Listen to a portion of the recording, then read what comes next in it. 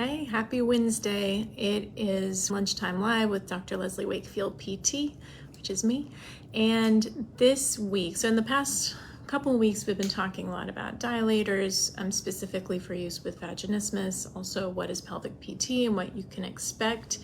If you're interested in seeing those videos, head to YouTube. I've posted them there. This week, we're gonna change gears a little bit and talk about poop, because that's always what I wanted to do with my life, is go on Facebook Live and talk about pooping.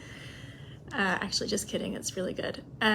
So the question that I've been hearing from some patients lately, it's not really a question, it's more of a statement that got me thinking. Nobody wants to poop in public. And, public restrooms are usually kind of gross, but even if it's a clean restroom, there's this taboo around pooping, which I don't understand, because we all do it. And if we don't do it, like, we have major medical problems. Like, when you have trouble pooping, your world changes. Nobody is comfortable. We get patients coming in specifically because they're having trouble pooping. So why are we so shy about talking about it or doing it when nature calls? I don't know, but let's talk about it, because when you feel the urge to defecate, which is the technical term for pooping, it's usually a good idea to go ahead and go. That's your body telling you that there is stool ready to be eliminated. And that's a natural part of your digestive process. There's something called the gastrocolic reflex, which is when you chew and swallow, it initiates the peristalsis, which is this kind of rhythmic contraction of your intestines that sends the food down and eventually out. So that when you start chewing and swallowing new food, your body starts pushing out the other end to create space. That seems natural and reasonable. What that means is sometimes you might be out and about and feel the urge to go. And for somebody with a super healthy, really resilient digestive system, you don't feel like pooping at that moment. Can you hold it? Yeah, sure. People do that all the time. But we're not all blessed with digestive systems like that. And for some people, it really is important that if you feel the urge, go ahead and go. That tells your body you're listening to it. That reinforces your body's propensity to do the right thing, which is to give you urge when you need to go. There are other people that do have problems holding, or they're getting really strong, uncomfortable urgency. And, that is hopefully something that they're receiving treatment for or working on. But in the meantime, they're out and about and they've got this really strong urge to go. So whichever camp you're in, whether you're healthy and just trying to reinforce your body and show that you're listening and do what's sort of naturally happening in that moment, or if you have problems and it's uncomfortable and you really do need to be able to defecate in public for your comfort, let's talk about, if you're uncomfortable doing that, super practical tips to sneaking in a poo out and about, at work, at the airport, I don't know, wherever you are. First tip, surprisingly, you might actually have an easier time pooping in public if you're in a really busy bathroom versus one that's kind of quiet and calm. Why? Because that means there's a ton of people washing their hands, there's a ton of people running the hand, like the air blow dryers, there's more background noise, which is gonna mask your poo sounds. So that's a tip. If you don't have an option of which bathroom to use and you're just gonna have to go into whatever's there, obviously you wanna pick a stall that seems kind of set back and far away. Even if sound-wise it's not a difference, at least you'll feel like you have a little bit more privacy and maybe be more comfortable. If you've got a buddy with you that you're not shy about talking to, you can ask them to run the sink or run the hand dryer while you're in there. If not, and you're on your own, you can be that person that's playing music on their phone. And yeah, that seems kind of rude and obnoxious, but maybe you like that better than having somebody potentially hear you poop. So that's totally up to you, but it is a strategy. You can literally just blast some music on your phone, and the people next to you in the stall are gonna tisk tisk, but they have no idea that you're pooping. Checking off my list as we go to make sure I don't miss any. All right, so then you can have a kit. Like, if you know this is going to be an issue for you, some people know, listen, for whatever reason, right after lunch, my body's always telling me I gotta go. I know I'm gonna be out and about. You can have a little kit that you carry on, like a little toiletries kit. Women do this with makeup all the time, menstrual supplies all the time. So in that kit, you can put something, there's like these little mini, they're specifically made for going number 2. There's a brand called Pubic, which is pretty, and they have full-size bottles that are like this, but then they have also these tiny minis, and they look almost like a chapstick or a lip gloss. They're really small. They can fit right in your purse. So bring your Pubic mini.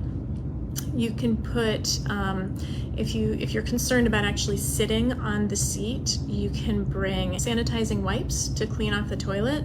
And if even that's giving you the heebie-jeebies, you can go all the way and even pack just a pair of gloves so that you can wipe down the seat. You can bring a seat cover. They sell these disposable seat covers if you don't think the public restroom is going to have them. They come in really easy little packs that can again go right in your purse. And here's pro tip. You can bring 2 seat covers or put one on the seat and grab another one out of the stall.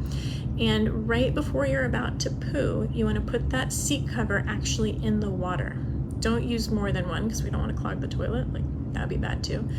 But just put the seat cover on top of the toilet water, and if you're worried about somebody hearing a splash, that will dampen the noise, so you won't hear anything. If there's no seat cover and you didn't bring any with you, you can also use some toilet paper on the water, but again, don't use too much because you don't want to clog the toilet. That's its own embarrassment.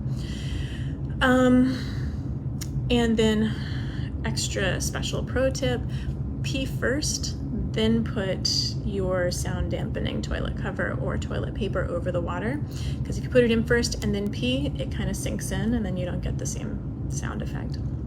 Does that make sense?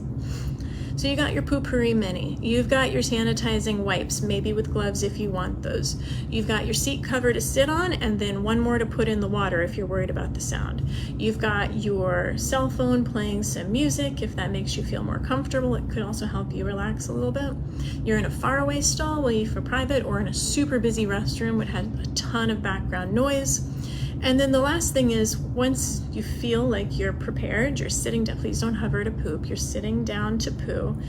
You've got your noise strategies in place, your odor strategies in place, your sanitation strategies in place. Then it just comes down, okay, and you also have to be able to relax in a public restroom. And for some people, that in itself is maybe the hardest part, is relaxing enough to go number 2 with the awareness that there are other people around. So for that, if you're playing music, pick something that you actually like and is relaxing. If you're not playing music and you want to put in earbuds and listen to some like guided meditation or some relaxing music, something that's just for you, even if nobody else is hearing it, you can do some deep breathing, some diaphragmatic breaths, which we teach to our patients who suffer from constipation. And when you do those deep diaphragmatic breaths, you're going to go nice and slow. You're going to pace it so that it's a full but like relaxed breath. You don't want to turn this breathing into an exercise, and you're going to fill your tummy with air, fill your chest with air, pause for a second at the top, and then slowly let it out. And this is a very calming breath, and it can also help your pelvic floor to relax. And then lastly, I don't love encouraging people to wear high heels, although I think we probably all do it at some time or another. But if you really rely on a squatty potty at home, which are those little stools that you put at the base of the toilet to put your feet up onto, this changes your hip angle, it changes the tension in your pelvic floor muscles, and it helps your muscles to relax so that it's easier to push the poo out. If you really rely on that at home, and obviously you're not going to have that in a public restroom, you could wear heels and literally just be in your high heels, which is going to lift your knees up a little bit higher and get you closer to that angle. If you're not wearing heels, you can just post up on your tiptoes, as long as you're able to do that while keeping everything else relaxed. These are the pro tips for pooping in public. I hope they were helpful. Super taboo subject for some reason. I don't really understand why. I get it, it's stinky. I get it, it's not exactly sanitary, but we all do it. We all should do it. We all need to do it. We all get pretty upset if we're not doing it. And yet we are like embarrassed to do this in a restroom, which was designed specifically for that function of our body. I don't know. So let's break the taboo if we can, but if you're not feeling like that doing that now, and you want all these tips to keep it secret and private and help you feel comfortable, well, there you go. And then I also just wanted to kind of prime us for what I want to talk about next week. And the reason I didn't talk about it today is because I want to create a resource to go along with it. So I'm in the process of working on a PDF, which is going to be almost like a self-quiz or a self-assessment. And the goal of the self-assessment is to help people understand whether or not they potentially have vaginismus, which is something we've been talking about a lot lately, high tone pelvic floor dysfunction, which just means general muscle tightness, or a combo of both. And I'm bringing that up. It's kind of been a theme in the last month or two in my practice. And also, like, I just had a great conversation with a friend of mine the other day, and she was diagnosed with vaginismus. And when we were talking through it, I'm like, I'm not sure that actually fits. I think it sounds more like high tone pelvic floor dysfunction, or high tension, or tense muscles, however you want to call it. And I do think that there are certainly people that have both, but I get a fair amount of misdiagnosed vaginismus in my practice. So I thought it would be kind of fun to do a self-assessment tool and then to talk about it on the Facebook Live. So that's my plan for this coming week, is to create the self-assessment tool, and then we'll talk about it next Wednesday at 12:30 Eastern, which is when we always do this FaceTime Live. If you're interested in that, send me a message. I would love some feedback, and then you can get it on your hands on it early. Let me know how it looks to you and if it was useful. And otherwise, I just look forward to seeing you. I love questions. I love participation. If you want to send me your questions in advance because you can't be here live, no problem. I'll answer them and then post the video. And as always, please like, please follow, please do all those things that let me know you're listening and enjoying. It helps shape the content and helps me to help more people. So in the meantime, have a wonderful week. I will see you next Wednesday at 12:30.